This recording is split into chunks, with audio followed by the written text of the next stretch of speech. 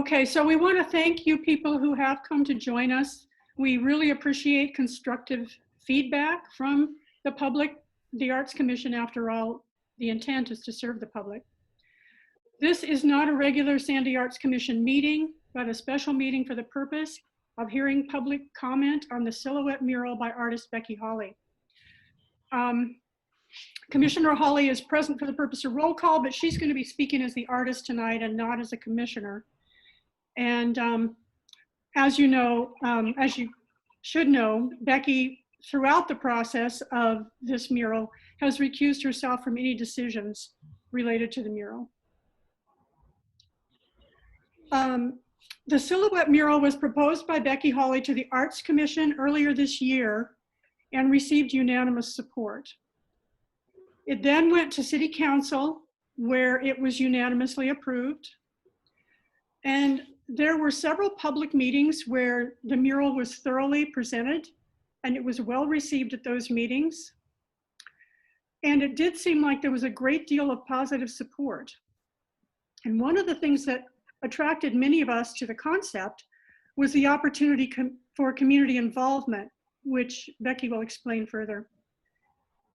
The Urban Renewal Board then approved $11,000, the remaining budget amount after private donations, pledges, and in-kind donations of $16,700, which again showed some pretty nice support. But shortly thereafter, there were a number of negative comments, primarily on social media, and there were also several concerning letters sent to City Council. And because of this, the Urban Renewal Board decided to take a pause and ask the artist and the commission to hold public forums to get further input on the proposal and the design, and to consider making changes to incorporate that input. Tonight's meeting and another meeting on the 12th, next week at 6 p.m., are solely for that purpose. So at this meeting tonight, we will offer some further background on the art project and how it was initiated and the process that it went through. And Becky Hawley will then present her vision, and we will devote the remainder of the time to public comment on the artwork. So Becky, would you please explain to us the process and your vision for this work of art? Well, first of all, the project was initiated by the building owner. He's a friend, and he approached me saying he'd like to have me look at the back of his building and with the idea of doing a mural. And I said I'd give it some thought. After assessing the space, including measurements and photos and all the things you need to look at, I knew that I needed to, I was going to have some challenges with the building, because back in 2009, when I first contacted the building owner about a project that was going to be a community project to paint a mural on the back of the building, I'd had a pretty good chance to analyze the situation on the back of the building. One of the challenges is the electrical panels. The electrical panels, originally the city wanted to even try to move them to another location. It was just way too expensive. So in that community project, I had worked the panels into the design, which I've done also in this particular design. And another challenge is that there are raised columns and various things across the back of the building that cut the space up. And the block is not flat block like you would see on most buildings. It's a three-dimensional diamond shape that catches the light differently. And so considering those challenges, I needed to find a way of unifying the whole wall, which is 120 feet long. If you could put up, Jeff, the photo number 1, the existing wall. Sure, just one moment.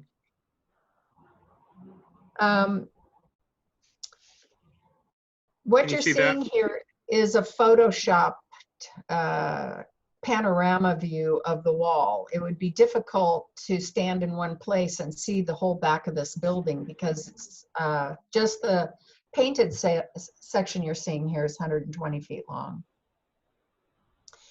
So the challenge was to find a way to unify this section we're looking at into a cohesive design that didn't compete with the mural that's just out of your view on the left-hand side. So the building owner and I talked it over, at least the basic concept of doing the silhouettes. And in November, when we visited, he liked the idea. And so I showed it to artists and friends and then started taking it to meetings. And at those meetings, we were able to look at the basic design and come up with some creative solutions to some of the design issues that needed to be done. So in January, I sent a concept drawing to the building owner with a few changes, and he said to go ahead. He really liked it. And so we took it to more meetings for input. And I just want to clarify one point. I'm not being paid for this design. I'm donating the design and all of the work that goes into the installation of, overseeing the installation of it. I will not be making a single dime or being paid for expenses or anything.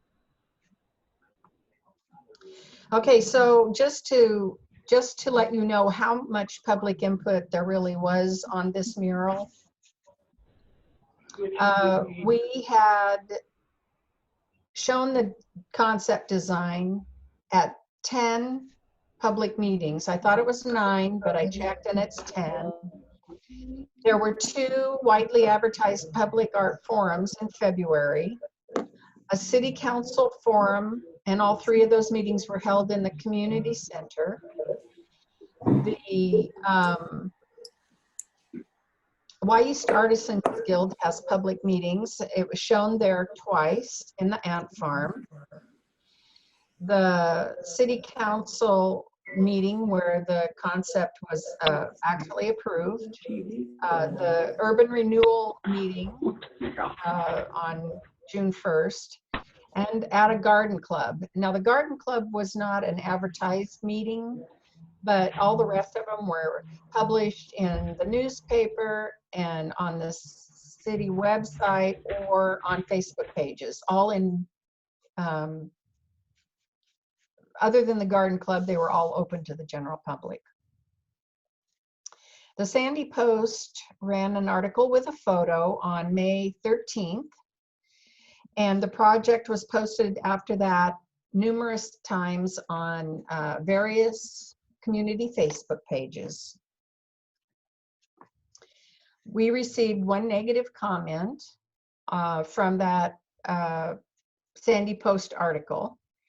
And other than that, it was all positive support and people wanting to donate. So at that point,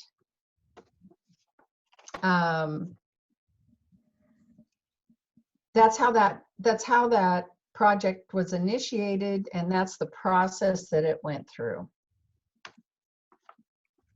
Pam?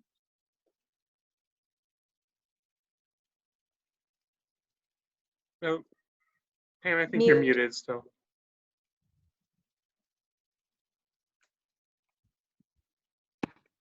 Okay. Yeah. Okay. So Becky is going to take a few minutes to describe the design of this mural. I think by some of the many comments, particularly on social media, it's clear that a lot of people didn't understand what the concept was. And particularly how Becky envisioned involving the community in the mural. And so Becky, if you would give us a brief overview, that would be helpful.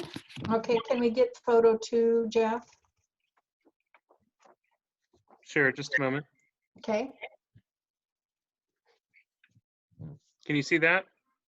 not yet. There we go. Okay, thanks. So these are larger than life black silhouettes. They're steel. They're mounted to the building. They're not painted on. And the darker color indicates the ground level, which helps to raise the figures up a bit so that when above the cars that are parked there, it helps with the flow. And the sky and the ground color have not been chosen yet because the building owner is painting the building, and he just actually today sent the color that they're using for the trim work, the darker color, which is a brown, and I'll need to pick out a color that the sky portion than the lighter portion would be, because the other colors in the building are not going to work for this project. So I'll pick out a different color. But it definitely is not going to be the gray on gray that you see here. This is simply a concept drawing done in Photoshop. The selective colors throughout this mural will come from the adjacent mural, which will give the wall a continuity of color. The selective color will help pull the eye through the mural. The photo, as I said, is just a concept rendering. It is not an indication of the final project. It's not complete, and it's not an accurate actual photo of the three-dimensional artwork. If you can see in this picture, it looks like little rows of dark lines that go across the wall. That's how the light catches the wall naturally and creates a texture to the wall, just the way the light hits that three-dimensional block. So the background will have a certain amount of apparent texture to it. If you're standing here, you're seeing the whole wall on your screen through the magic of Photoshop in a way, because if you are standing very far to the left, you're not really going to see all of the things that are on the right, just because this is condensed by Photoshop. I just call it Photoshop magic. So if you'd follow along with me, starting on the right-hand side of the photograph, there's a man and his companion, and they're looking up just to bring attention to the Grow Together theme sign. This theme sign plants a seed and sets the tone for the rest of the artwork. And in support of our local businesses, the man's red bag will say, "Shop Sandy." From the theme above, colorful hand-painted flowers representing the people in our community will flow down into the garden. Again, this is a mock-up. It's not exactly the way the flowers will look on the wall. And people have the opportunity to donate a flower and have their name printed on the Cultivate Kindness Community Garden plaque, which is also not shown here. The door will be painted to look like a seed packet, and then right beside the door will be the community garden sign. The gardener is doing the important work of tending to our garden, promoting growth and a bountiful harvest. They're working for and caring for our community. The gardener represents all the good and helpful people in our lives. And you may see a family member, a friend, a teacher, a religious figure, or anyone who has made you feel cared for. That's what this section represents to me. Beyond the tall sunflowers to the left, there's a blank wall titled The Mountain of Knowledge. And that will contain inspirational sayings, quotes, and words of wisdom for living well, emphasizing the goals of lifelong learning, the importance of work, and living a balanced life. The community is asked to send in these seeds of wisdom, and selected text will then be painted on the wall using various fonts in various sizes and in colors. For example, one that's already been sent in. Success is measured not so much by the position one has reached as by the obstacles one has overcome while trying to succeed. Booker T. Washington. Also, inspirational words will be on the door, that you can see some printing on that door. And next, the young hikers set out on their journey through life, working their way up over the mountain of knowledge. They'll be followed by a curious cat, not shown here. Sandy is the gateway to the mountain, and we have a lot of trails and outdoor opportunities to offer. This section has a connection to our area, but it also symbolizes our individual journey through life. For many of us, it's an uphill climb. Next to the wise old tree, a small sign will read, "Trees symbolize wisdom, strength, beauty, and protection. Sandy, Oregon, a tree, USA City." The tree creates a separation for the next vignette. As a matter of fact, I'd like to point out, because this is such a long wall, some people coming on Proctor are only going to see the first section, the community garden. They won't be able to see the rest of the mural. And I hope that it will pique their interest enough for them to find a parking spot and come and take a look. If you get off the bus at the transit stop, which is across the street, you'll see quite a bit of the mural. So I tried to formulate individual vignettes so that each section taken on its own would have a point of interest. In the next vignette, two playing children and their pup are growing together. They're learning as they go. Sandy's a great place to raise children. The girl brings our attention to the painter, who's working to make our lives better, a more beautiful and interesting place. The painter is doing work that needs to be done. The last vignette is the Sandy Library. For me, it represents the Sandy Library. And for me, the Sandy Library is a gem in the heart of our town. The electrical panels will be simply but colorfully painted with book titles and authors, and those will be provided by the library staff.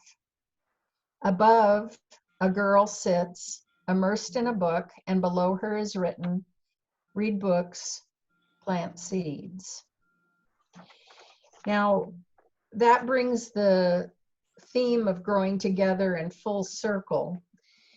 And I wanted to have little seeds of growing together throughout the whole mural. So whether you approach from the Pioneer side or the Proctor side, when you engage the mural, you'll have interesting things to look at from start to finish going either direction. It doesn't have to be read one direction or the other.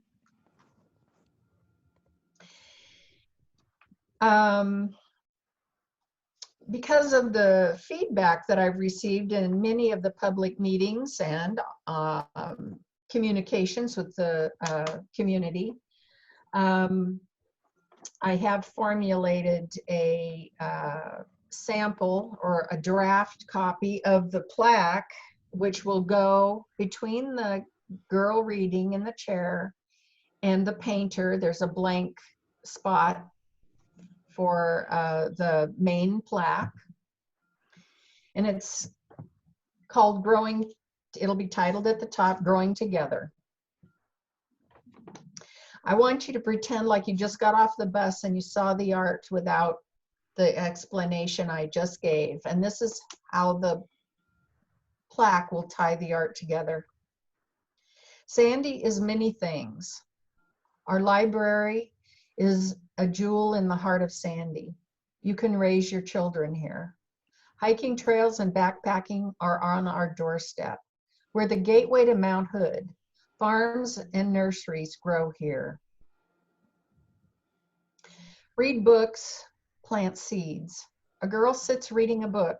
She's immersed in another world as she learns about new ideas, different cultures, and interesting people. Reading paints pictures. It tickles our imagination and it expands our minds. Painters work to make our world more beautiful and interesting place, whether by refreshing faded colors or by creating a whole new view. The painter's job is important. A paintbrush is but one tool in the creator's toolbox. Inquisitive children and their alert companion are playing and growing together under the protection of the wise old tree. Young hikers, followed by the curious cat, climb the mountain. As they work their way along, they gain knowledge and self-confidence. The Cultivate Kindness Community Garden represents the people of the Sandy area who supported this artwork, which is a gift to the community. While the man and his companion bring attention to our community, the gardener cares for us. They represent all the people in our lives who keep us safe and offer us what we need to flourish. The artist's statement: this post-50s era mural is intentionally race neutral. 4 figures are genderless, allowing the viewer to see themselves, their family, and their friends at different ages and different stages of life. Viewers will interpret what they see in their own way, and each will write the story as they see it. Grow together as individuals, grow together as a community, and make a better future. So that is the concept behind the Growing Together mural. And I just want to add a comment at the end for tonight's meeting. In these divided times, this message seems more important than ever. Grow together as people, grow together as a community. I'm saddened by the division in our society. This mural was created to be a strong community building project with a positive message. I hope the description of the mural will give a fuller picture of the finished work and its potential for our community.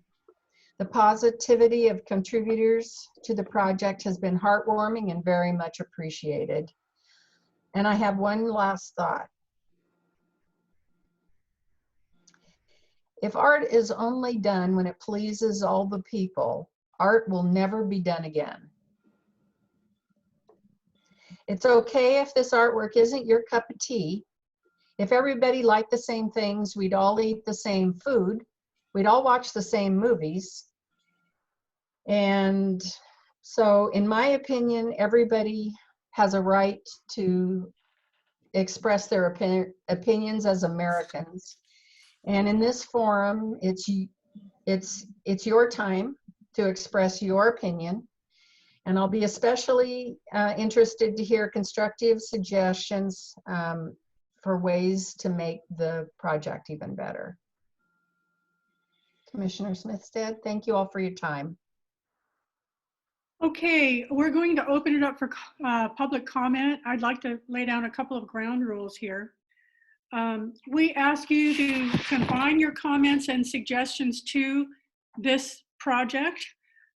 General comments about what you want to see in Sandy with regard to art are very welcome, but this isn't the time for that. You're very welcome at our regular Art Commission meeting, and I'll give you the time and date for that later. The comments that, the kinds of comments we would like to hear tonight are, what do you like or dislike about the mural? What would you like to see incorporated or removed from the Growing Together mural? You may ask the artist questions. Each speaker will have 3 minutes to speak. Please state your name and address for the record. We would like to hear from as many people as possible. The meeting will end after the last comment or at 8 p.m. at the latest. Do we have a timekeeper? I can perform that role. Okay. How are you going to signal people that their time is getting close? I'll interject when we've got 30 seconds left and just say 30 seconds left. Very good. Okay. And I just want to make sure I heard you. You said 3 minutes, is that right? I did. Okay. So would you like me to give instructions for how people can raise their hands? Exactly. Okay. So for everybody who is attending, thank you very much. This is the way to raise your hand if you'd like to provide comments. If you're logged in online, you should see a button at the bottom of your screen that says raise hand. And you can just go ahead and click that button, and then I will call on you in the order in which you appear on my screen. I see we do have one person who's attending over the phone. In that case, what you want to do is dial *9 to raise your hand. That's *9. And then again, I will just proceed in order and call on people. So again, if you're on the Zoom app and you're logged in online, just click that raise hand button at the bottom of the screen. Or if you're on the phone, dial *9. Jeff, Yes, sir. I hit a button by accident and all I can see is a blank screen now. Can you help me? Hard to know exactly why that may have happened. You may try logging out and logging back in would be an option. I'm not sure. Can you see anything at all? Is it just It says totally Zoom. All All it I says did is was Zoom? I hit the right click button. Well, we won't be showing any more pictures, so maybe you can just listen. Okay, that's fine with me. Okay. Okay. So far I don't see any raised hands. I do see that we have 10 attendees. Oh, Commissioner Malone, I see is waving her hand. You're muted right now.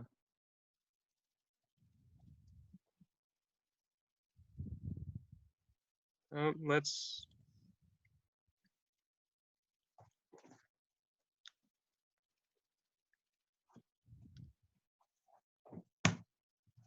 Linda, I'm not sure. There should be a button that says unmute. There you go. There we go. Can you hear me now? Yeah. Mm-hmm. Oh, I just wanted to ask Becky, when you read that part about the plaque, including the artist's comment, is all of that on a plaque?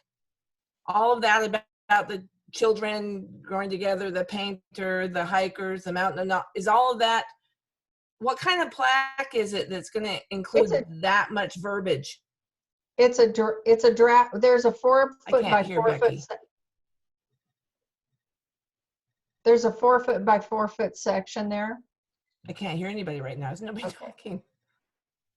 We can get back to you with that. Me, Jeff? Sounds like you're having a hard time hearing. Hello.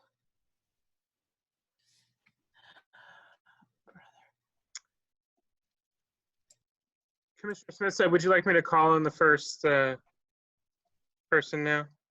You're muted, but I think you said yes. Okay.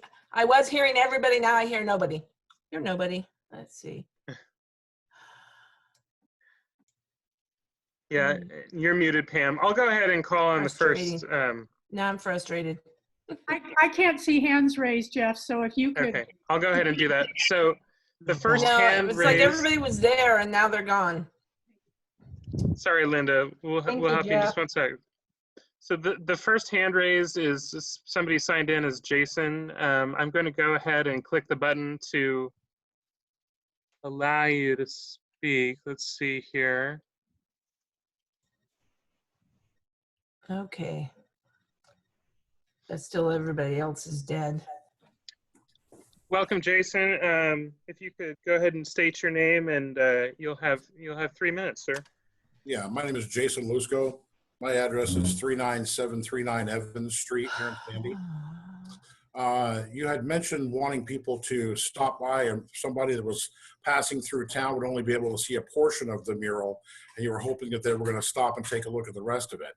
Has anybody taken into consideration the kind of traffic issues that are going to arise from that between the two, between the two streets? We're basically one up and one down in this town. My second question is the things that are growing, that grow together. Looks like you have crops planted there. Wondering why you'd mentioned that we have farms in Sandy and we grow things in Sandy. Shouldn't those things represent what we grow or what is grown out here, such as berries or such, as opposed to a rainbow-colored, melange of everything?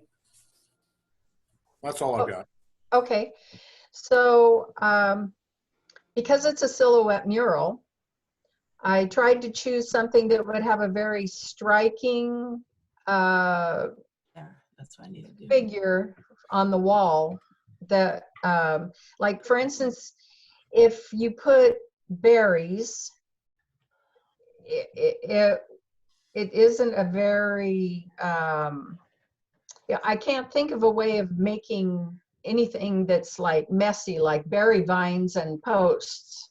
It has to be a very clear silhouette of something recognizable. And I think sunflowers are very sunny and cheerful, and I just love the shape. That's the only reason I picked sunflowers.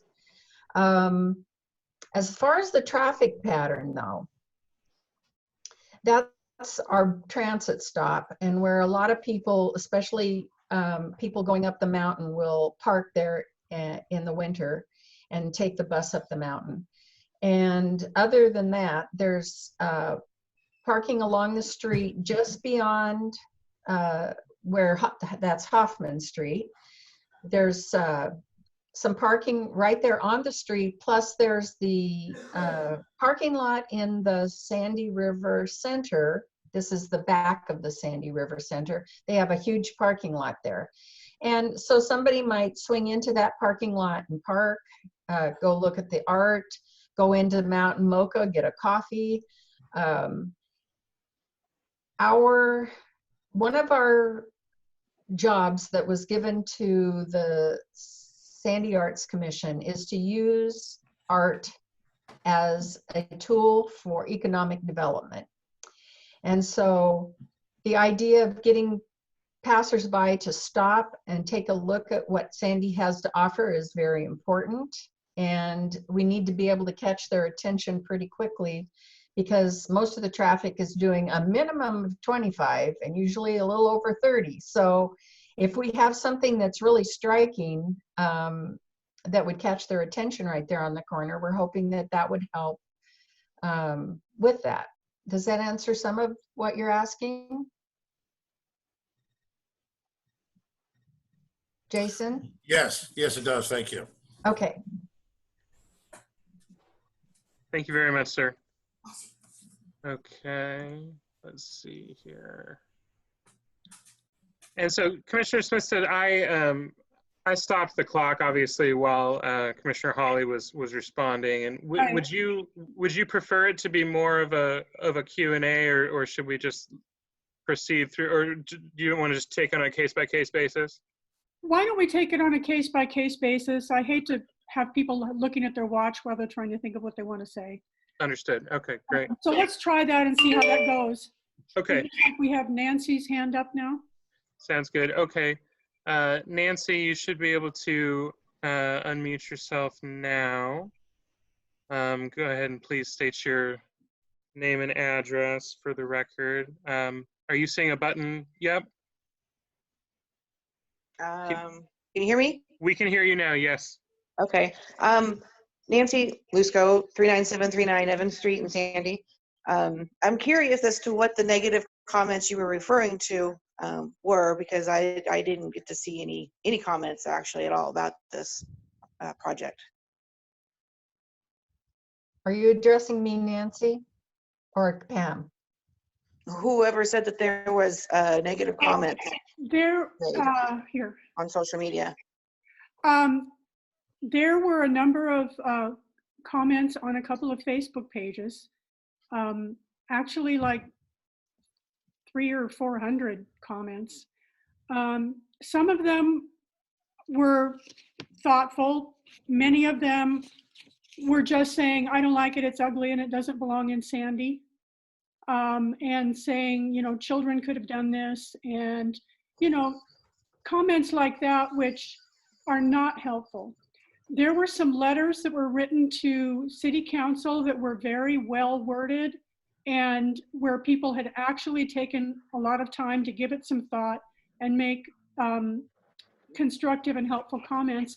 And that kind of thing we appreciate very much. Does that answer your question? I suppose. Thank you. Well, was there any more to your question that we could address?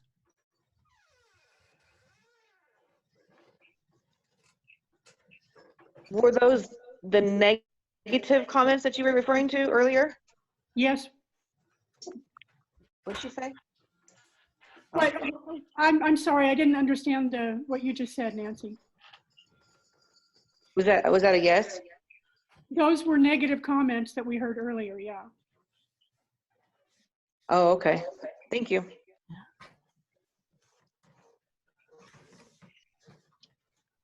Okay. So, and Commissioner Malone, can you hear us now? Yes, I can. Okay, Can you excellent. hear me? Yeah. Yes, we can hear you. It sounds like we've solved that problem. Okay, so just another reminder, everybody, if you'd like to speak, you can raise your hand. It looks like everybody right now is, we don't have anyone on the phone. I wanted to, if Nancy's still on there, I wanted to tell her part of what one of the things that wasn't necessarily a criticism of the actual mural, but the process of how it was, instead of being vetted in several different applications, it was basically determined from the beginning, the artist and that process was not something where you took submissions from several different artists and had something to choose from. And some people had a problem with that part of the process. I wouldn't necessarily denote that as negative, just as some problems that people had with the process, not with the art.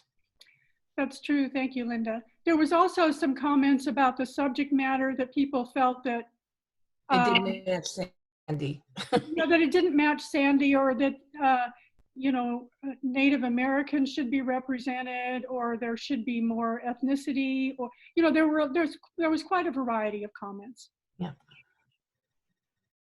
So just another reminder that to speak, if you want to go ahead and click that button at the bottom of your screen that says raise your hand, and that's how I will know to call on you.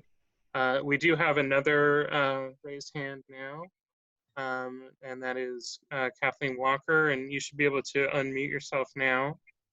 And please state your name and address for the record, Ms. Walker, and you will have 3 minutes. It looks like you're unmuted now. Kathleen Walker, can you hear me? Yes. Kathleen Walker, hold on just a second. Don't start yet. Hey guys, can you guys be quiet while I do this, and I'm going to turn the TV off? Would somebody turn? That's life these days, I think, on Zoom.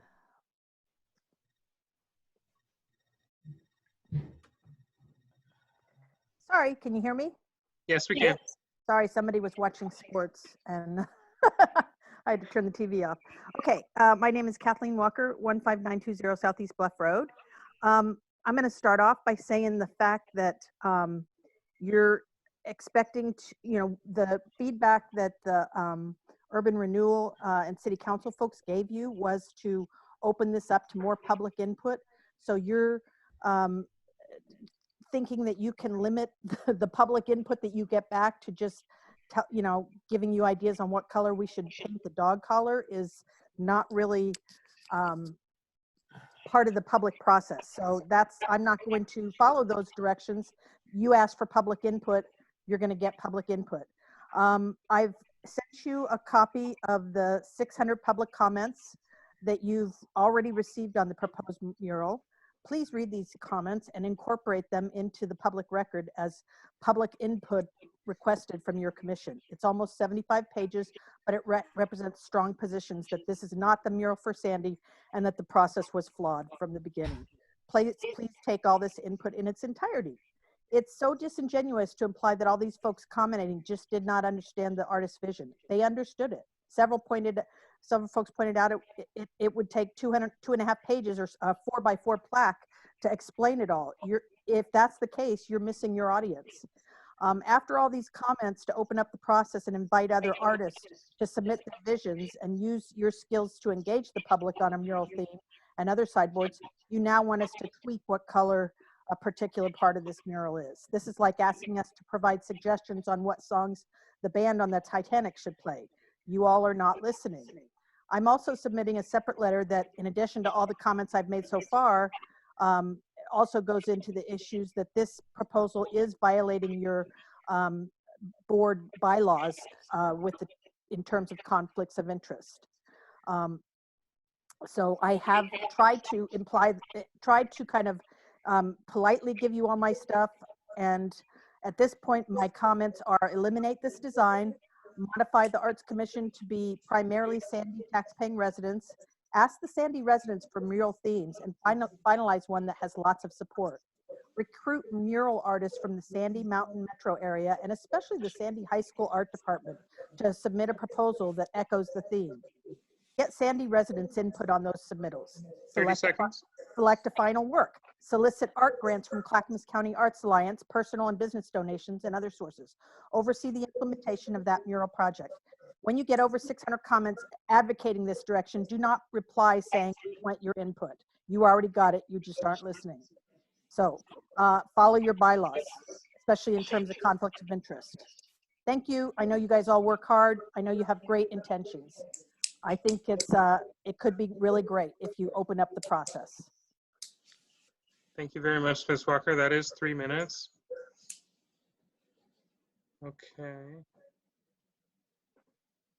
And I see Commissioner Hawley is raising her hand. Commissioner Smith said, did you want to? I only want to say that be sure to come to the next Sandy Arts Commission meeting, and we will address the points made by Ms. Walker. Thank you, Becky. Okay. Shall I proceed with the next person? Yes, please.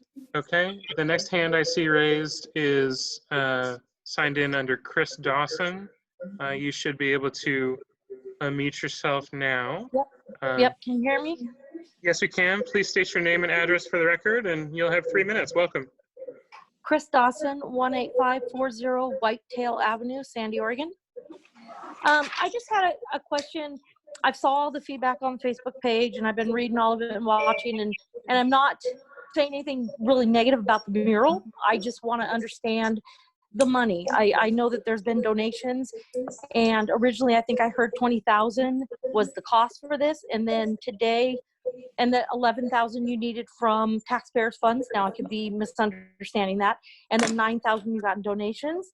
But today I think I heard when you opened, you said 16,000 that you've gotten in donations. So why do you still need 11,000 taxpayer money?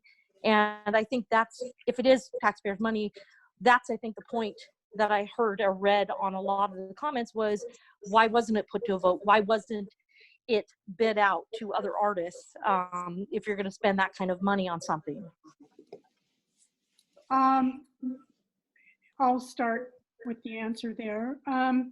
The differences in the amounts that you pointed out have to do with the fact that some of the donations are donations in kind, your donations of services. The actual, I don't have the budget right in front of me, but the actual total amount, if you count Becky's donation of services and the donation of some installation services and such, is more like 26,000. That's why the numbers don't quite seem to be adding up to you.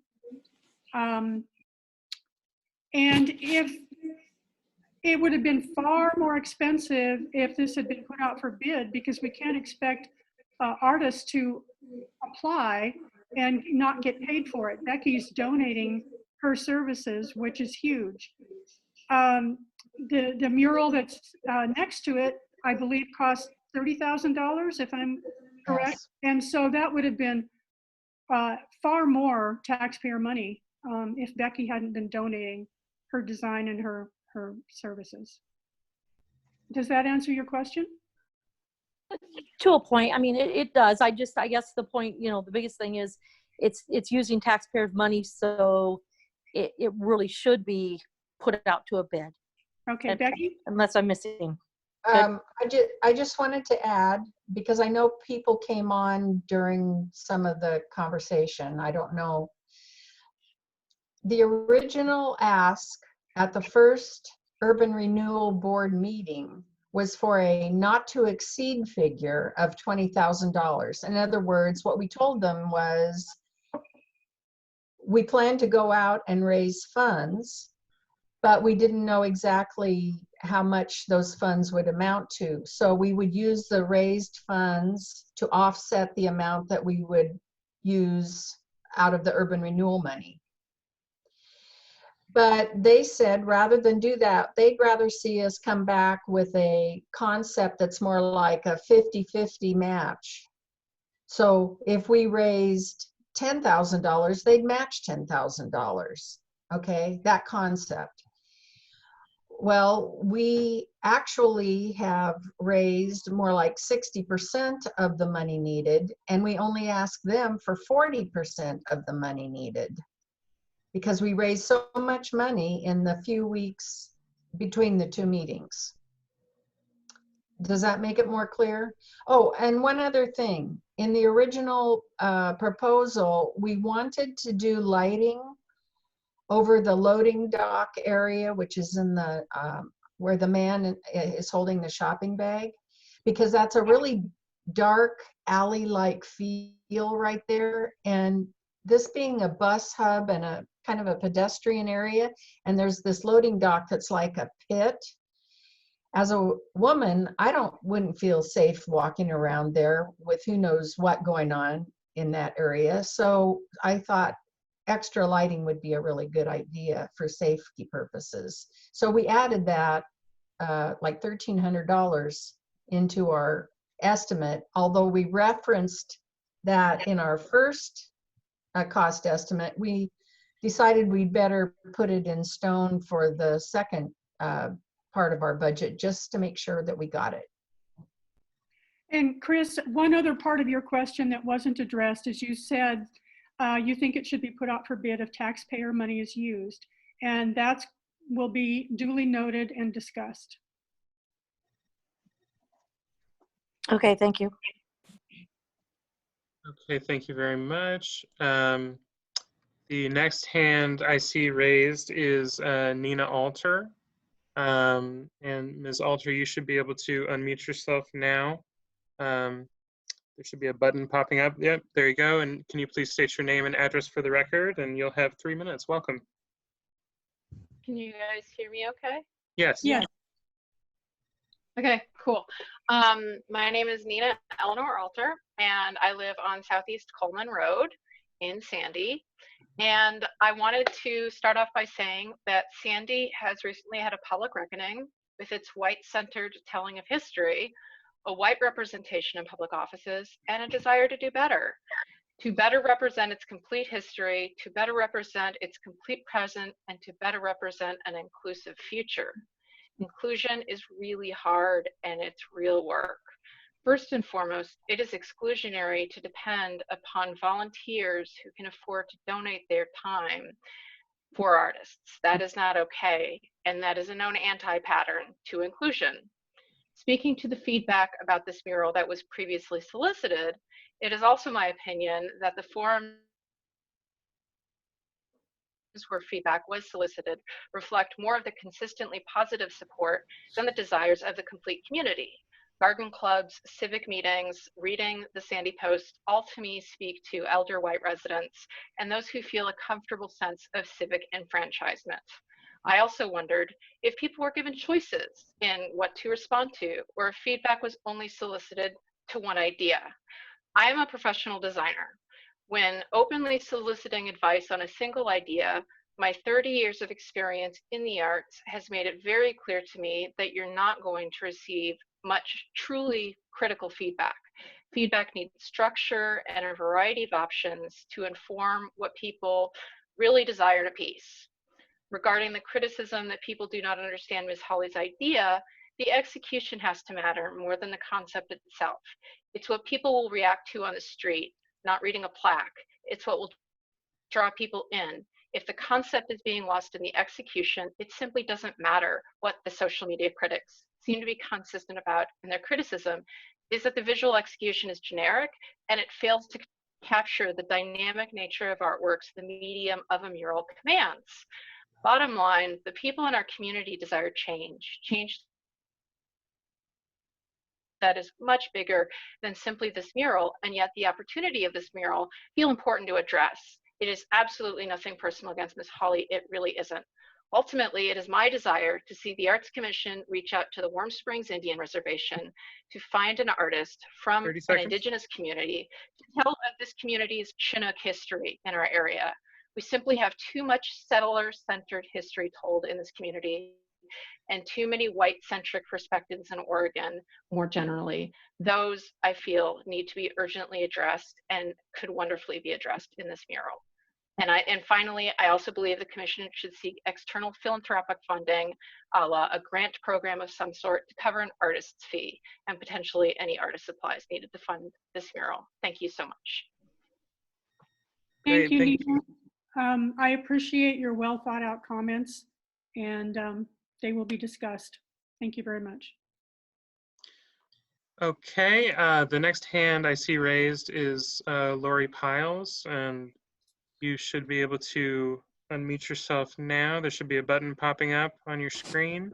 Yep, great. And can you please state your name and address for the record? And you'll have 3 minutes. Welcome.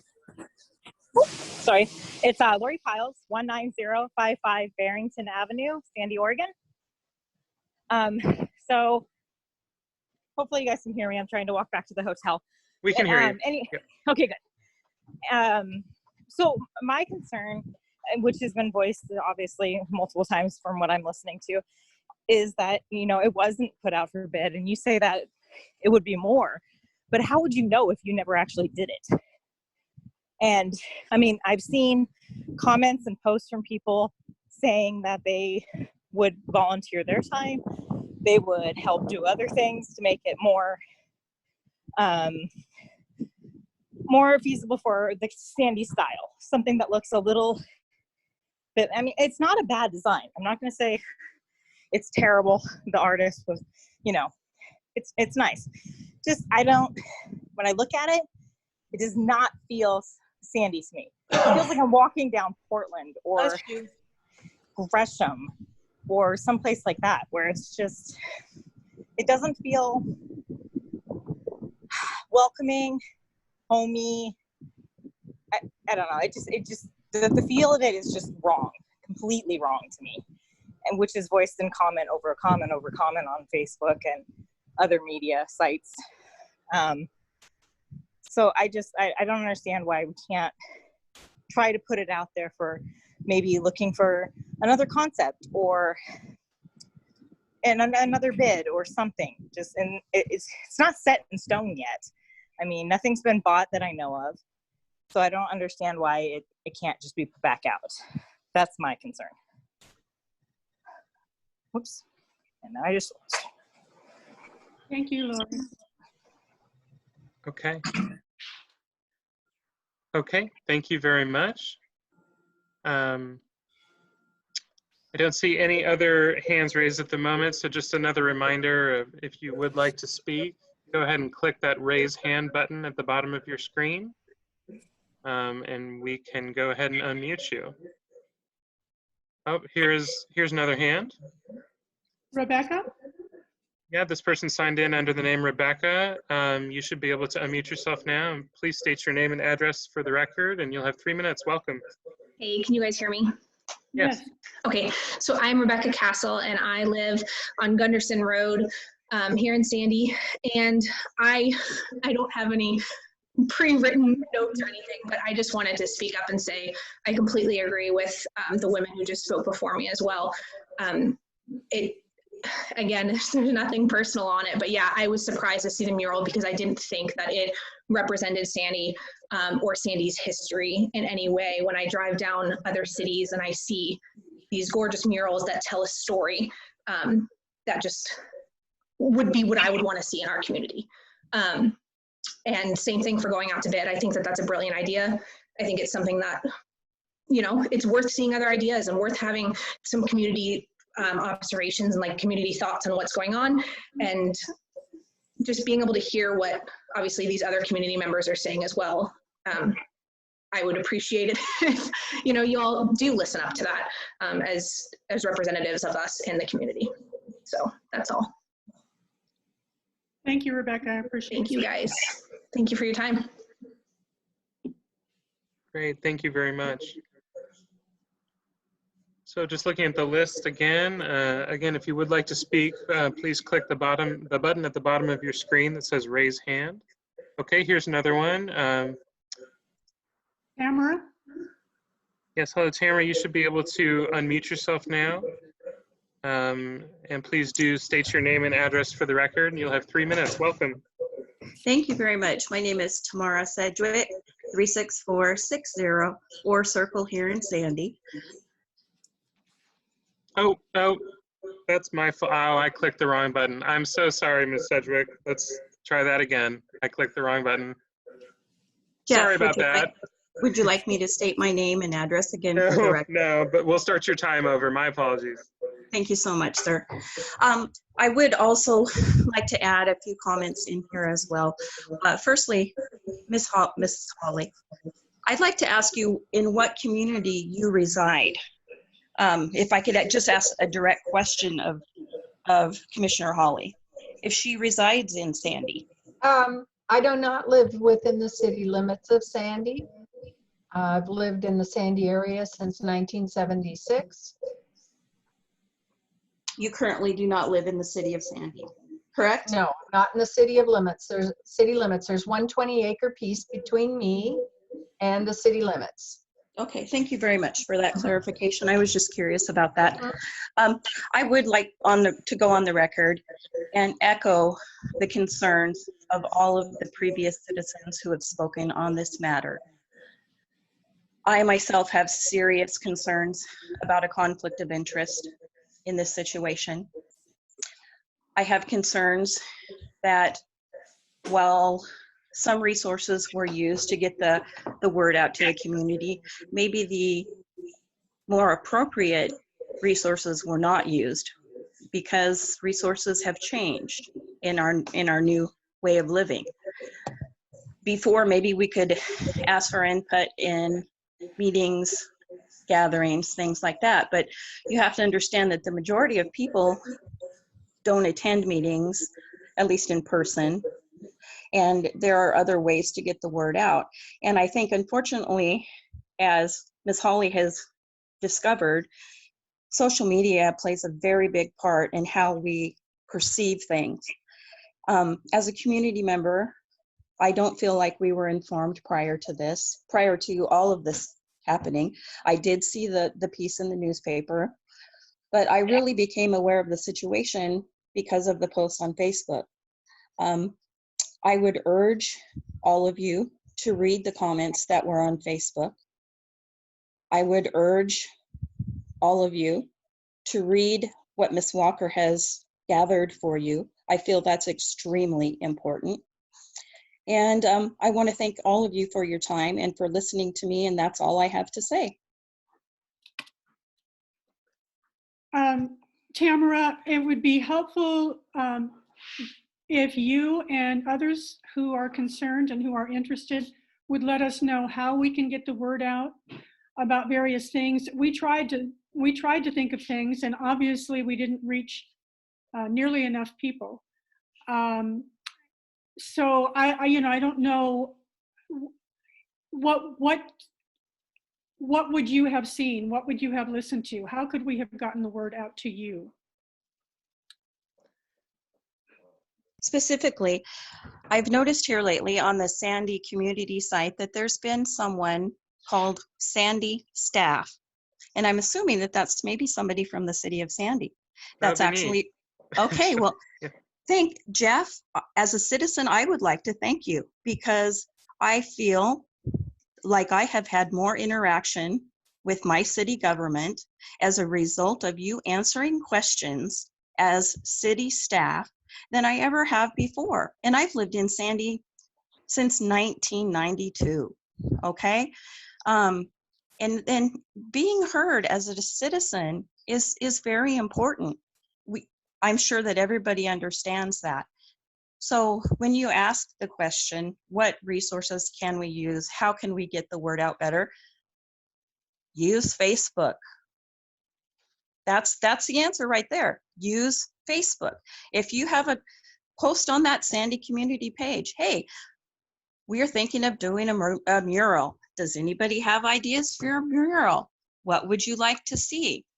You know, I think that the majority of people are feeling disenchanted with this whole situation because they don't feel like they're being heard. Thank you. Thank you.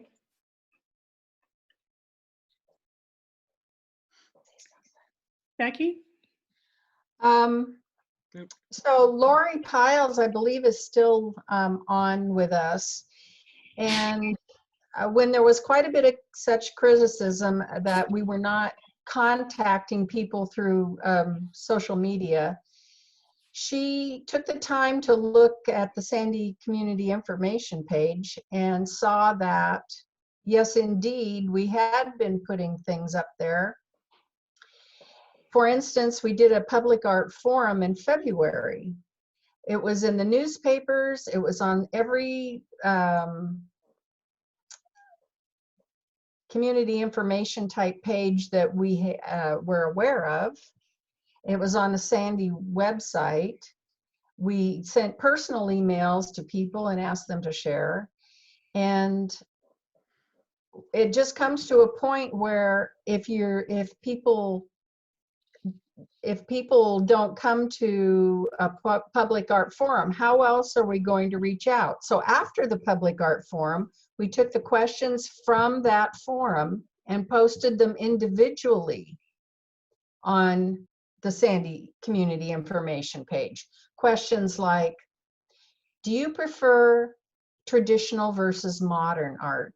And we gave not a textbook definition, but just sort of a broad definition, so that we could get feedback outside of the public meeting. We ask, what themes represent Sandy to you?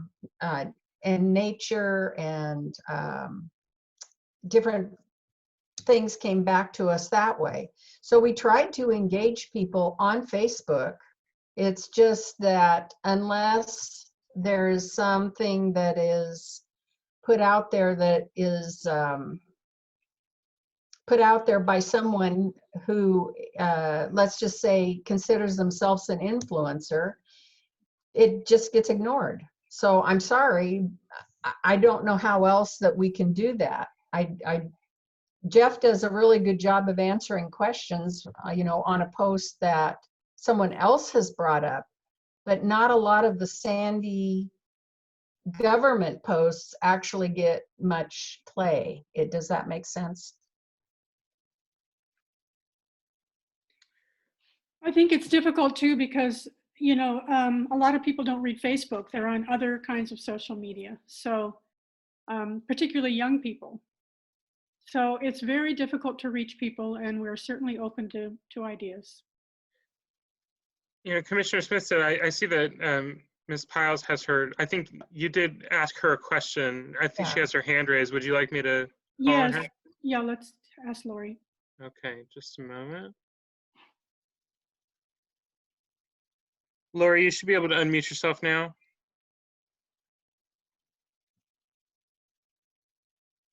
Okay. Yep, there you go. Sorry. There we go. Well, about the page, and it has gotten quite a few people on it, so things get lost pretty quickly if someone's not constantly watching it and bumping it back up or putting more comments on. I try really hard to be on there almost all day long, as much as I can, working and then having my kids. But so if I see something, I try to bump it up. My other admin worked on it part-time and try to get things moving. But it does, if they glance at something, or it gets pushed down really, really quickly. So I guess when you put something on Facebook, if you just keep bumping it up, or even if you contact me, at least on my page, because I run the community site. That's the only one that I really run. The other ones are run by others. But if you contact me and say, hey, I haven't gotten a lot of stuff on this, could you bump it back up or something like that, I can help out the best that I can. Because we're up to about 10,400 people on the site right now. So like I said, things get posted a lot and they kind of sometimes get lost. Thank you, I hope Lori. that helps. Yeah. Great. Okay, the next hand I see raised, I believe, is Tracy George. You should be able to unmute yourself now. And hello, and please state your name for the record, and you'll have 3 minutes. Welcome. Hi, yeah, my name is Tracy George, and I live on Pleasant Street. So my question is, I know you're talking about that you guys had posted on social media prior to the one that everybody is currently seeing.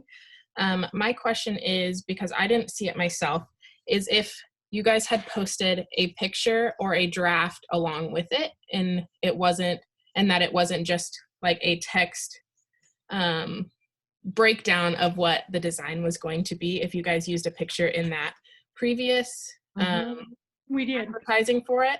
Yes, we did. Okay. So yeah, I think what you guys are saying about if an influencer or somebody with a following or something doesn't pick that up, then it is hard for the community to see that. So yes, going with what other people previous to me had said, I think it is important that the city staff, or whatever that page is also helping as much as they can to get that word out, because if we don't know about it, then it's going to end up like a situation like this where we're like, hey, where the heck did this come from? And I can understand your guys' frustrations as to, hey, we really tried to get this word out and nobody saw it. And that's just the struggle with social media, that things get lost if people aren't constantly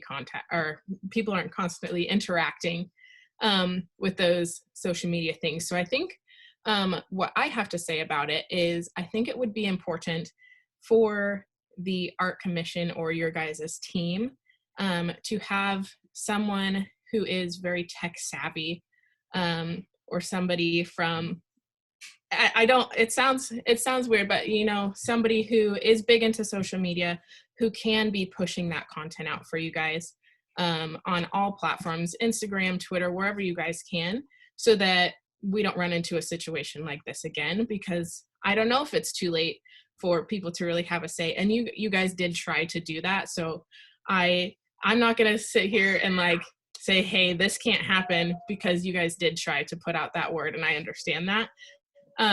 But I think from this point forward that it would be important for you guys to implement somebody who is strictly in charge of that, that is what they do. And that they can really assist you in that, so you don't run into that problem again. Good idea. Thank you. Thank you very much. Thank you very much. Okay. So not seeing any more hands currently. One more reminder, if you'd like to speak, please go ahead and click that button at the bottom of your screen that says raise hand.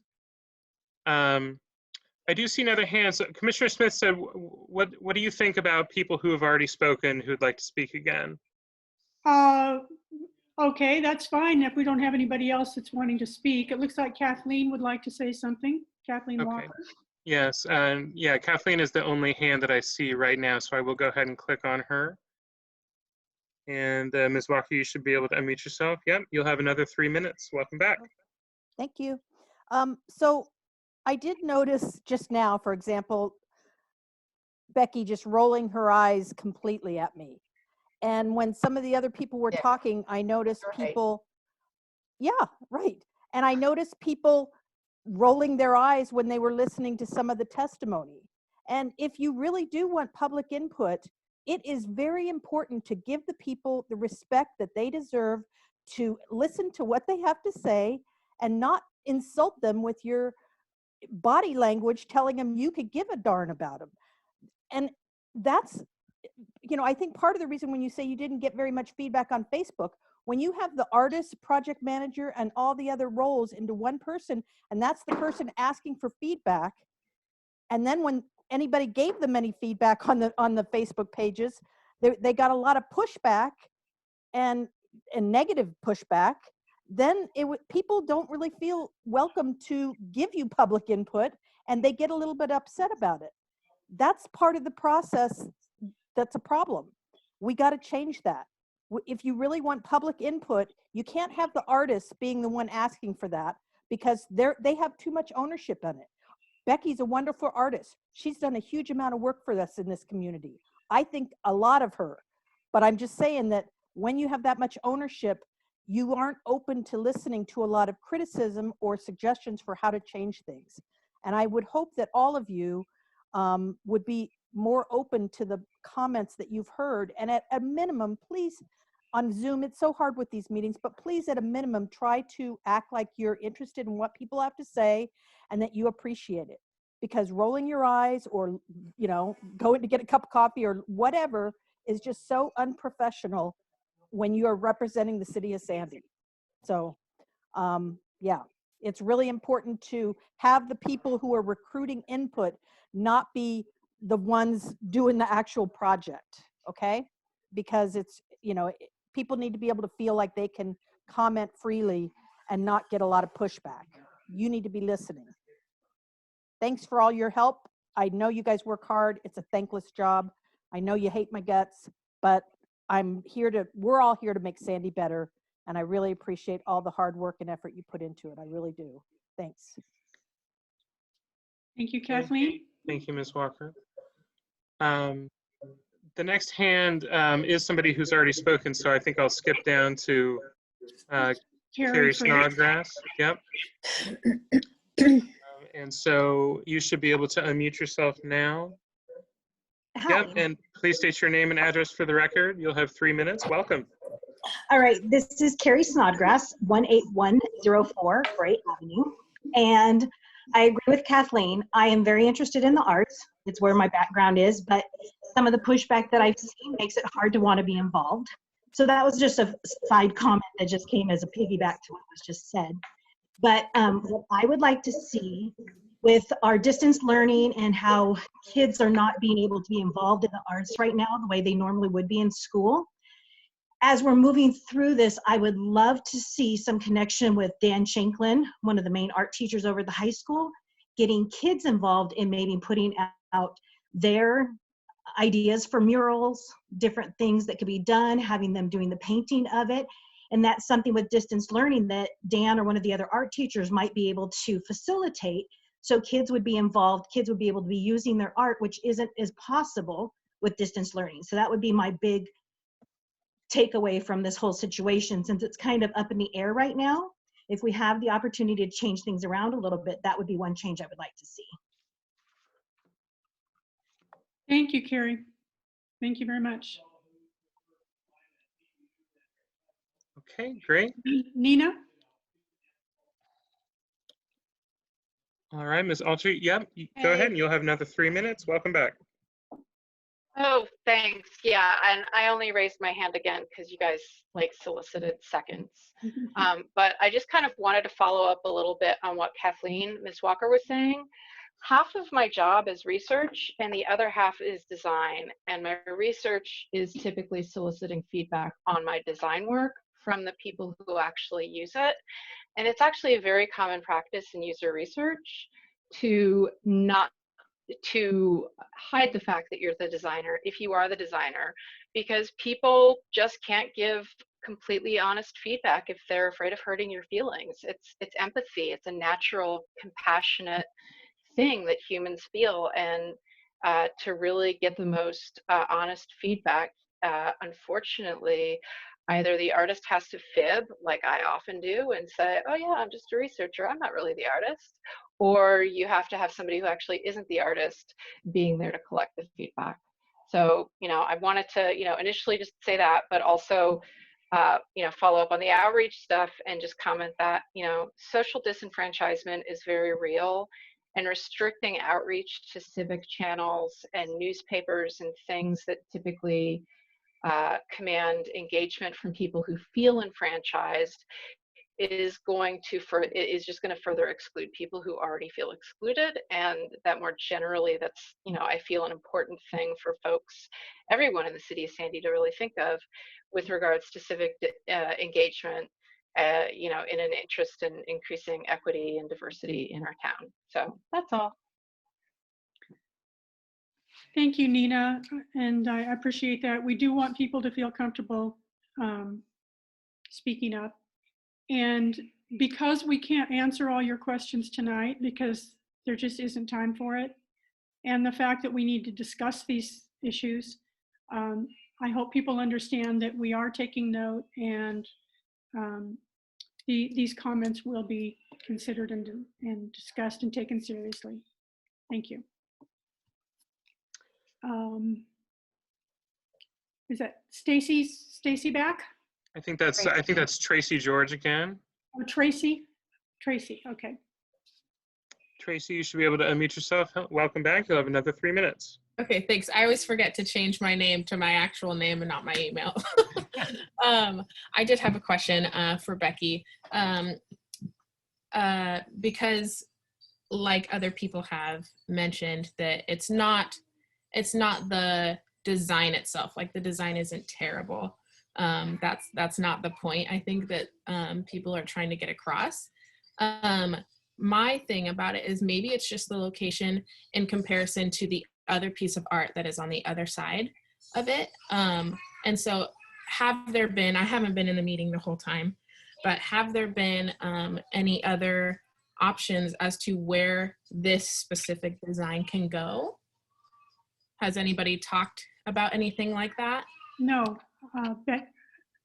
Becky, do you want to answer So I have noticed that a lot of people have come to the meeting well after the design concept and how the art came about in the first place discussion started. So let me just go back for people who maybe missed this part.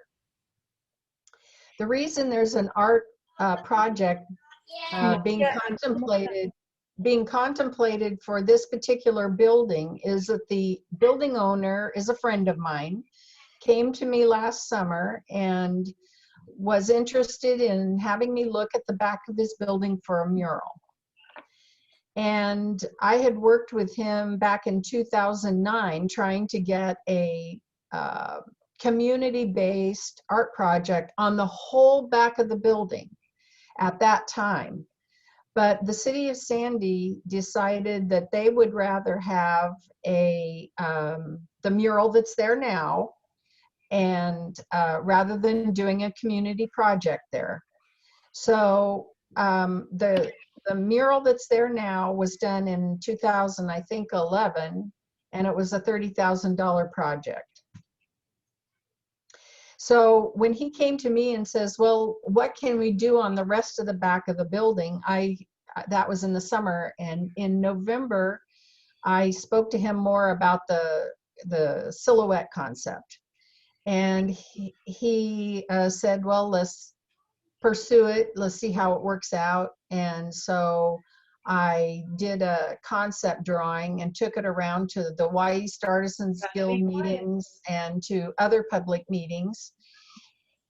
I've got feedback. We made a number of alterations in the design, added the wheelchair, for instance, and the cat was added. The library section of the mural was better defined, and that all came from the public meetings and the feedback that I was getting. So when I got a pretty good concept going, I sent that design to the building owner, and he said, "Let's do it. Let's put that forward." So I took it as the artist to the commission meeting, speaking from the public podium, not as the chair of the Arts Commission. And I said, "Here's a package. It's basically a public-private partnership. Here's the package. He's donating the use of his building for this important civic space. I'm donating the design and the oversight of the project. And the community has been wonderful in the positive support." I forwarded quite a few emails to the city council that were in support of the mural. And also, we have a pretty good list of donors. So I really need you to be quiet. I'm about to talk. So based on basically all the feedback from 10 public meetings, plus, privately looking into things, this was a package that was offered to the city by private individuals to make it a public-private partnership, which is why it didn't go out for bid. Now, this is exactly the same process that was used by the Parks Department, and Ms. Walker knows this. An artist came to the Parks Department and says, "I'll paint the Fantasy Forest mural. I'll do a mural on there." And they liked the concept, and they paid for the materials. They didn't put it out to bid. None of the rest of the artists in Sandy were asked for a design. Partly because if an artist is willing to donate their work, it's pretty hard to put it out for a bid and get a better bid. That's one thing. And the committee that it was presented to liked it. So our commission actually got a whole lot more public input on this project than on that one. So does that kind of give you a better idea of how the project was initiated? Tracy? Yeah, that makes a lot more sense. And I really appreciate all of your hard work in that. I can only imagine how that could take a toll on you after going through all of that process and getting to this point of it, and then to see out of nowhere this negative community response. And so I really feel for you in that aspect of this. And I think I really like the idea that you put behind it of the community project. And I understand that it's really hard. Like I said, sorry, you're gonna hear my kids in the background. It's gonna be really difficult to move forward with the negative reaction from the community. And I understand that you would really want the community to appreciate that. And I guess my next question, sorry about my children. I guess my next question would be if as a backup plan, thoughts have gone into it about moving it, the same design and everything, moving it to the new community building where the old Cedar Ridge School was.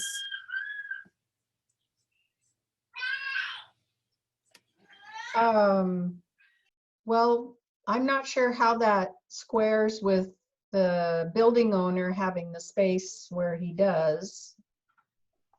You know, this was the building owner's idea originally, but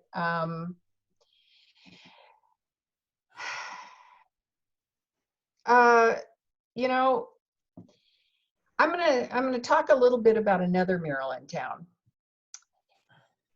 Some of you may or may not ever have noticed that there is a mural on the front of the senior center, the community center. And a lot of the feedback on social media was, well, this isn't historic like all of our other murals.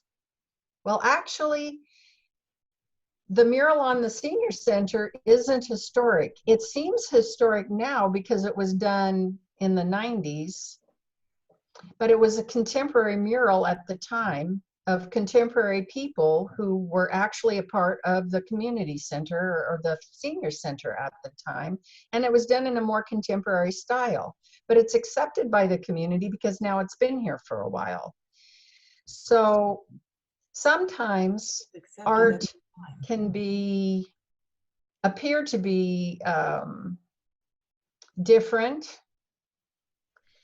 but once it's there for a while, people accept it and they have a chance to get comfortable with it and really look at it. And one of the things about the Photoshop document that's just the artist's concept is that it looks very flat because it's a Photoshop document. Whereas the real mural is not painted on the building, it's steel and it's mounted on the building and it's three-dimensional. So that it's kind of there's a texture to it that you're not getting in a Photoshop document. So from my perspective, I have taken and I hope to get more input on how to make this particular mural better. Like I said, I'm not sure how many people were here for the reading of the draft design for the plaque, but there will actually be words printed on the building that are what I call words of wisdom, seeds of wisdom. And one of the types of things that I am doing to include the community in it is I've asked people to start sending these words to live by. And I've already picked a few that I really like. And I'm going to give you an example. So in the center where the hikers are coming up over the mountain of knowledge, there's going to be a lot of words printed there, things that have helped people through their lives or things that just resonate with them. For example, success is measured not so much by the position one has reached as by the obstacles one has overcome by trying to succeed. Booker T. Washington. So when someone comes to a piece of art, the first time, the second time, or the third time even, they may not see it all, they may not connect with it all, but it's there, and hopefully some of the seeds that are planted in the mural will take hold and have meaning in the community for the future. Thank you, Becky. Let's move on. We've got 3 hands up here. Let's move on to Jason. Okay, well, and then Commissioner Smith said, I know that, I think Jason and Nancy have spoken already, but I don't think Ashley has yet. Okay. So Ashley, you should be able to unmute yourself now. There should be a button popping up for you. Hello. Oh, there we go. Can you hear us? We just heard you. Okay, so I am. Yes, go ahead, please. You'll have 3 minutes, and please state your name and address for the record. Sounds like this person might be having connection issues. Yes. So can we hear me at all? Yes. Yes, go ahead, please. All right. So listening to today's meeting, the issues that we've perceived as a community, I feel like have been reinforced. Becky's unwillingness to even consider moving the mural reinforces that this is about the relationship that exists between her and her friend and less about the city of Sandy. I, as a citizen, would really hope that these connections would be looked at closer. And I feel like as a community, we have been left out of this process until this point. Okay, thank you. And would you please state your name and address for the record?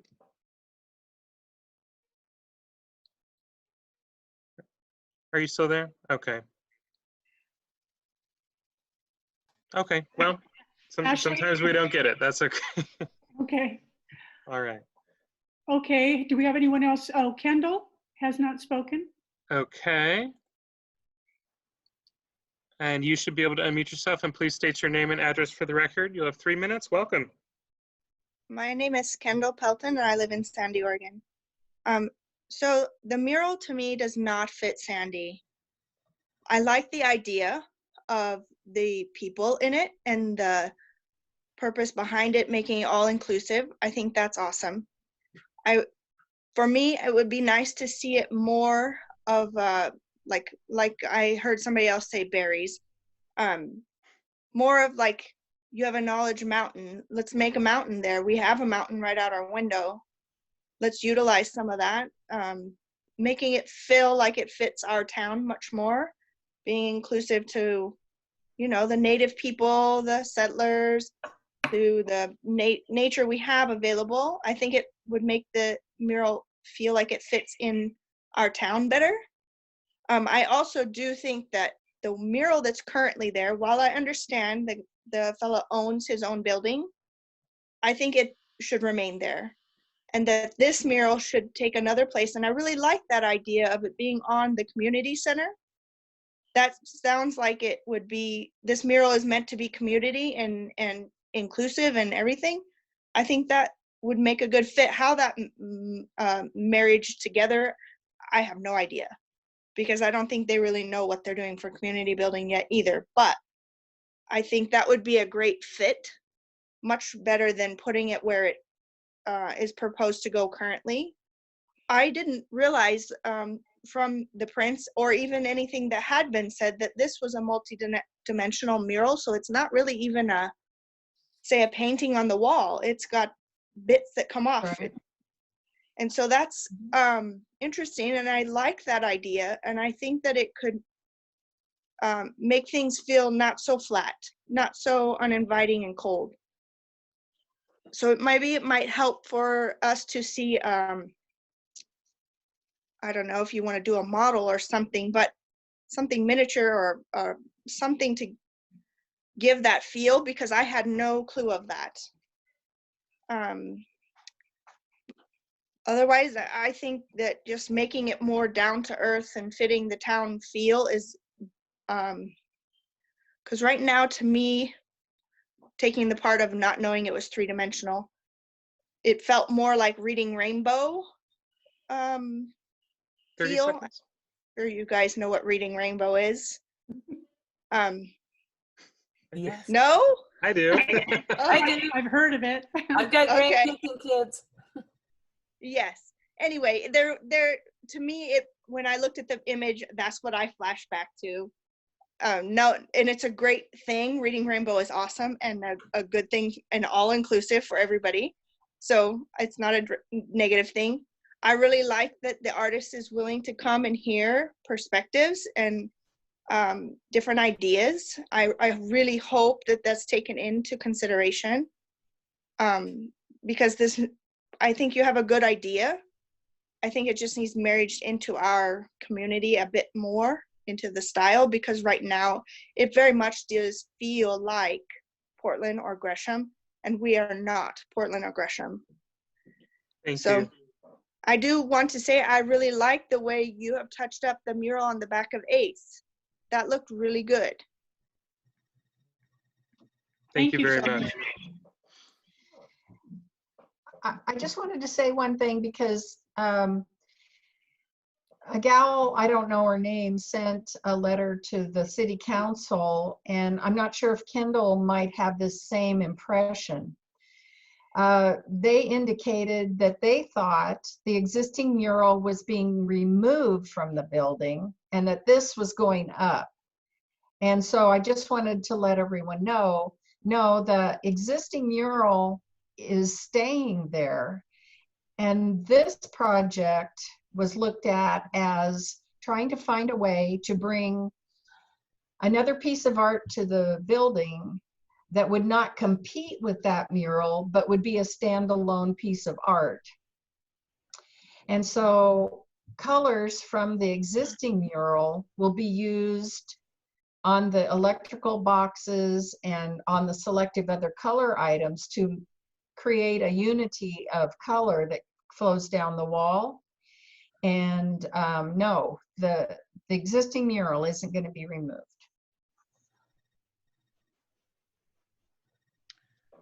Okay, I think we do have Jason who wants to speak again. Okay. Jason, you should be popping up here in just a second. There you go. You want to go ahead and unmute yourself, and you'll have another 3 minutes. Welcome back. Thank you. After listening to a lot of people come on here, they don't seem to understand that, from what I'm gathering, Ms. Hawley, you said that the building owner came to you about this project. Is that correct? Correct. Mm-hmm. Okay. And he came to you seeking a private-public expense? Partnership. A partnership. Now, it sounds like, I mean, because it doesn't sound like the people are being listened to. It sounds like the only person that's getting any deal out of this is your buddy that owns the building. Well, actually, he's I mean, he could easily paint this on the side of his building at much less expense to him and zero expense to the community.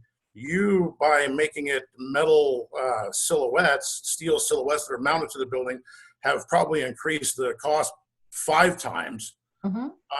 So why doesn't he just paint his own building and maintain his own building and leave the public view out of it? He can hire you as the artist, and you don't have to go through any of this. Okay, painting on the back of the building in 2009, when I originally wanted to do the community project back there, one of the problems with painting on the building is that the block is 3-dimensional. So if you're looking at the side of the building, the block is sticking out like this, okay? And so if you paint a flat line like this, and you're standing right in front of it, you could see a flat line. But when you move to the side, it goes like this. Yeah, I understand that. I understand okay, that. So don't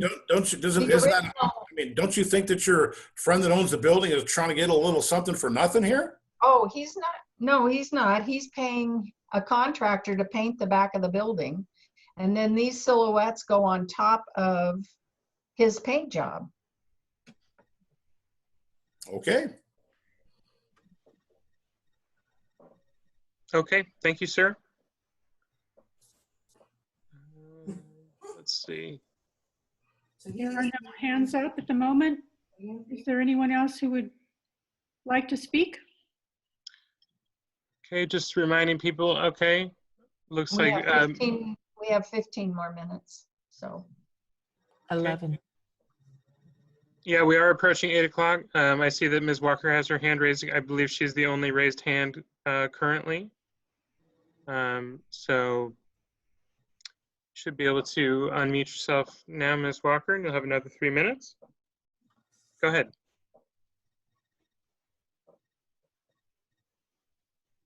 Ms. Walker, you are unmuted, I believe. Come on, Kathleen. Kathleen, can you hear us?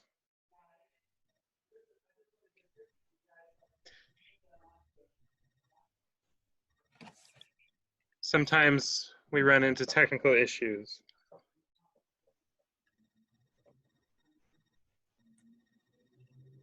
Let's try this.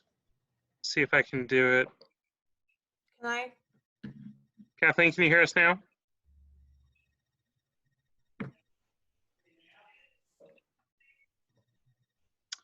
Not sure what's happening there. Commissioner Smith said, sorry about that. Okay.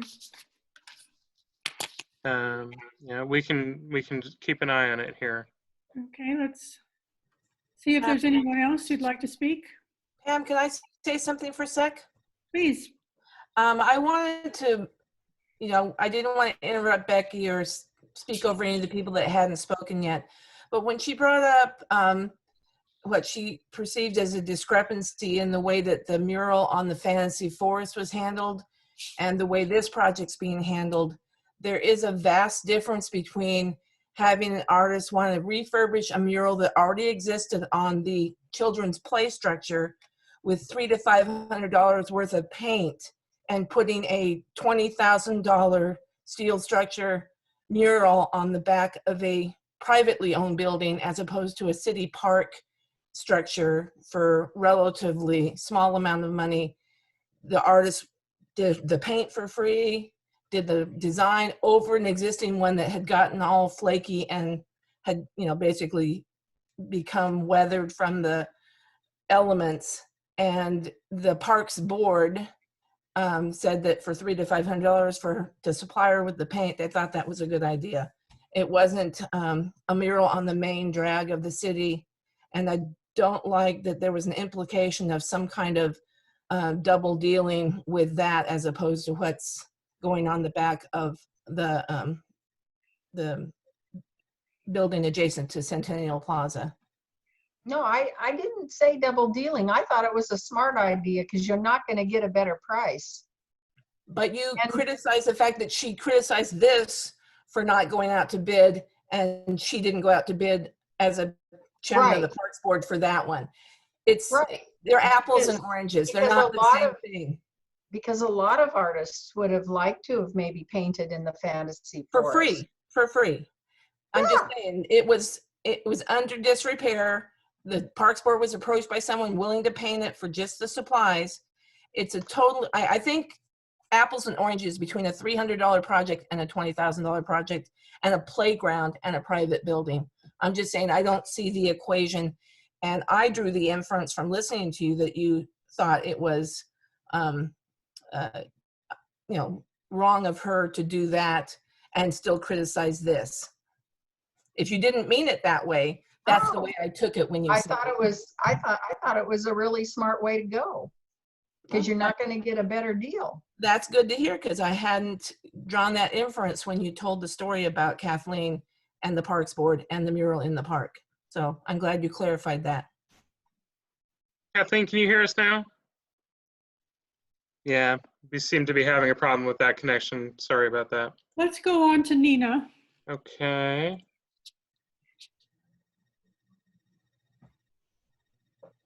Nina, you should be able to unmute yourself. Yes, go ahead, please. Oh, can you hear me? Okay. Yes. I'm pinging Kathleen on Facebook. I want to hear what she has to say too. But I just also wanted to say, getting a deal shouldn't be the point of public art. You in an RFP request for proposals, you put out what you're willing to pay an artist. You say, this is the price we're looking to offer for an artist's fee. Please bring us your ideas. Please, make a proposal. This is what we can pay you. Public art really needs to serve the community. And when you're just banking on getting free, volunteer stuff from whoever has the time to offer it, you're going to get very biased and really limit your opportunities for who you can support through that art. And it's important to support working artists with paid projects. Thank you. All. And thank you guys so much, by the way, for having this listening session. It is really appreciated. Great, thank you.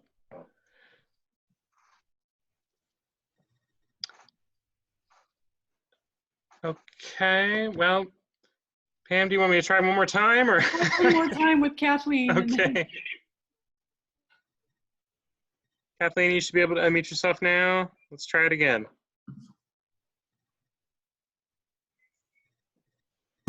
Can you hear me now? Yes.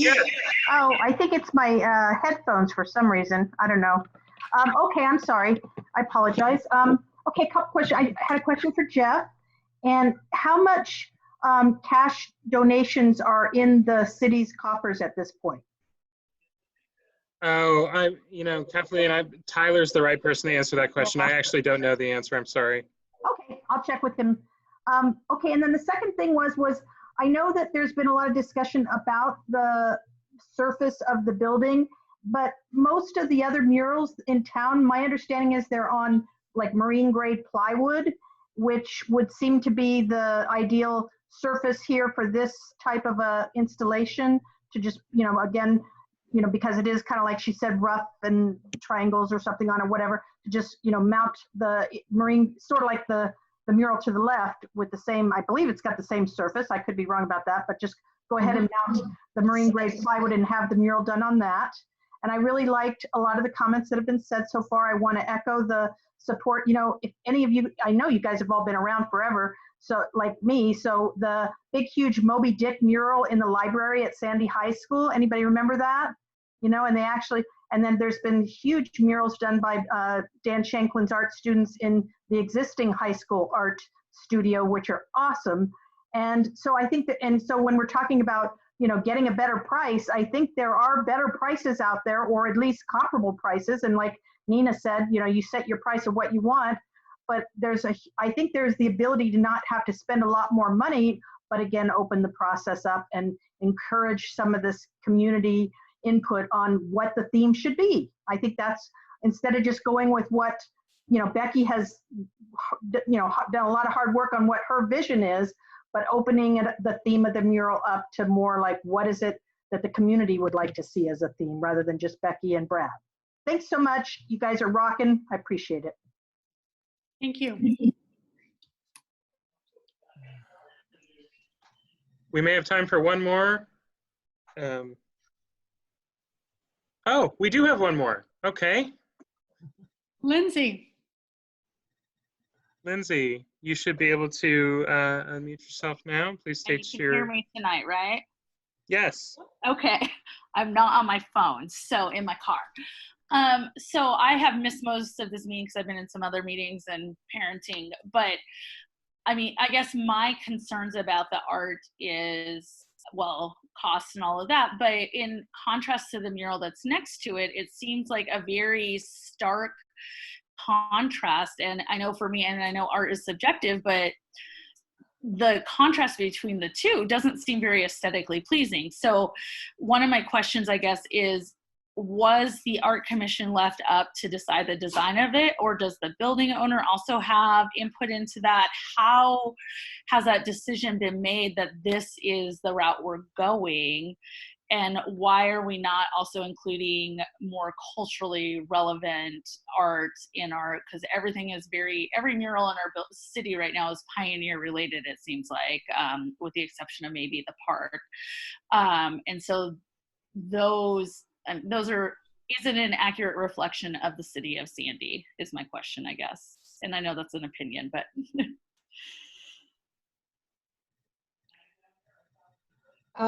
Did you want to speak to that, Becky? Okay. So again, for people who didn't come to the first part of the meeting, the building owner came to me personally, and eventually we offered the package to the Sandy Arts Commission.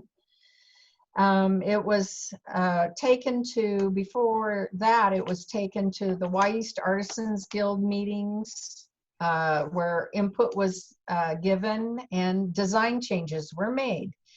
For instance, a wheelchair was added. The library section of the mural was kind of fleshed out. Even on the Facebook post, there was a really good suggestion by someone that if we can afford to include it, I certainly will. But the concept was taken to 10 public meetings. They were all advertised on Facebook. Some of them were in the paper. Some of them were on the city website. And in those public meetings, a lot of people, artists especially, who had input, that input was taken into account. Why can't this design be transferred to another venue? Well, it could, but the project we're looking at today and in this meeting is this project. And so we were really hoping to hear from as many people who would have input, who could make the project better. I did take note of some of the confusion about the design from the Facebook post, and I presented a just a draft of a plaque that is goes between the girl in the chair and the painter. And just for the people who came late, let me just read. If you got off the bus and you saw this artwork, you would have a certain impression of it. And if you walk up to the art and engage it, you will have several opportunities to read things in different sections along the wall. One of the things is the Growing Together plaque. It says, Sandy is many things. Our public library is a jewel in the heart of Sandy. You can raise your kids here. Hiking trails and backpacking are on our doorstep. We're the gateway to Mount Hood. Farms and nurseries grow here. And then it talks a little bit about the contents of the mural. It says, read books, plant seeds.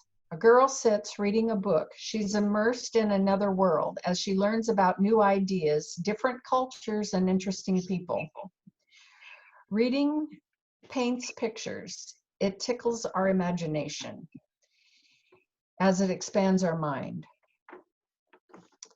Painters work to make our world a more beautiful and interesting place, whether by refreshing faded colors or by creating a whole new view. The painter's job is important. A paintbrush is but one tool in the creator's toolbox. Inquisitive children and their alert companion are playing and growing together under the protection of the wise old tree. Hikers, followed by a curious cat, climb the mountain. As they work their way along, they gain knowledge and self-confidence. The Cultivate Kindness Community Garden represents the people of Sandy area who supported this artwork, which is a gift to the community. While the man and his companion bring attention to our community, the gardener cares for us.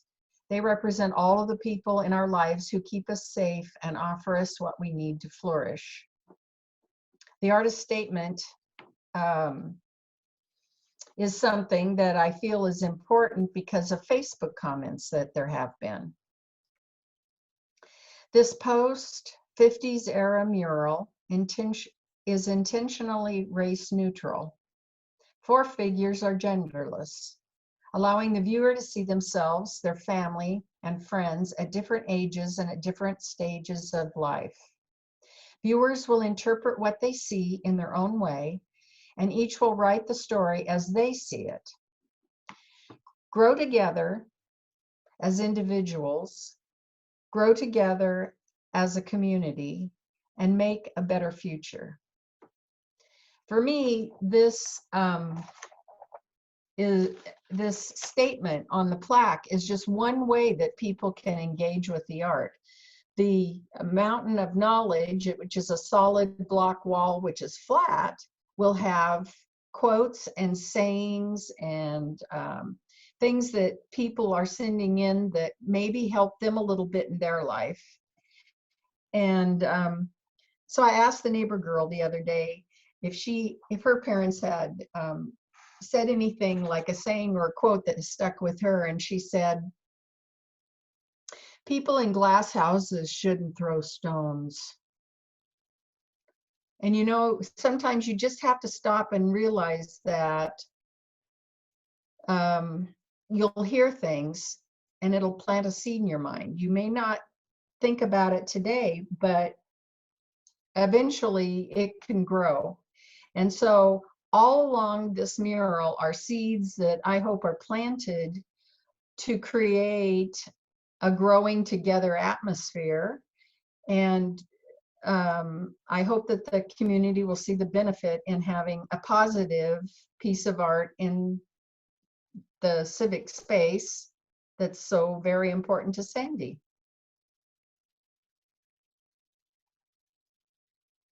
Thank you. I think we're beyond 8 o'clock by a bit now, and I want to let people know that we have another meeting on the 12th at 6 p.m. For public comment, and also our regular Arts Commission meeting, which will be on the 19th, is open to the public, and that would be a good place to give more general opinions about art in Sandy, rather than just with regard to this mural. And you can also send comments and ideas to cityart@cityofsandy.com. That's cityart@cityofsandy.com. And we thank you very much for taking your time this evening. We really appreciate it. Your ideas will be discussed. Thank you, everyone. I think art commissioners need to stay for roll call.